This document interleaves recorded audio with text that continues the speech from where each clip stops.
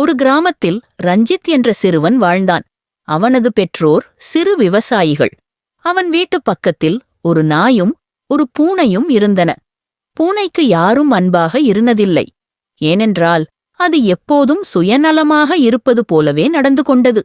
ஆனால் நாயோ எல்லாரிடமுமே அன்பாக பழகும்.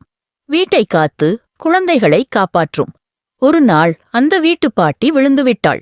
யாரும் அருகில் இருக்கவில்லை. பூனை பார்த்துவிட்டும் சென்று விட்டது. ஆனால் நாய் பாட்டியை பார்த்ததும் உடனே அவள் அருகே சென்று கத்தி மற்றவர்களை அழைத்தது. பாட்டிக்கு உடனே உதவி கிடைத்தது. பாட்டி சிரித்தபடி சொன்னாள், இந்த நாயே என் நண்பர். ஏனெனில் இதுதான் என்மேல் உண்மையான அன்பைக் காட்டுகிறது.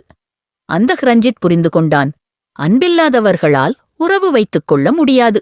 உண்மையான பாசமுள்ளவர்களே நம்முடையவர்கள். பாடம்: அன்பு இல்லையென்றால் எவரும் நம்முடையவர்கள் அல்ல. அன்பே எல்லாவற்றுக்கும் அடித்தளம். திருக்குறள் குறள் 391. அன்பிற்கு உரியர் அல்லார் தமக்குரியர் அன்பிற்கு உறுதல் இலர். பொருள்: அன்பை காட்டத் தெரியாதவர்கள் யாராக இருந்தாலும் அவர்கள் நம்முடையவர்கள் அல்ல. உண்மையான உறவு அன்பின் வழியாக மட்டுமே அமைகிறது.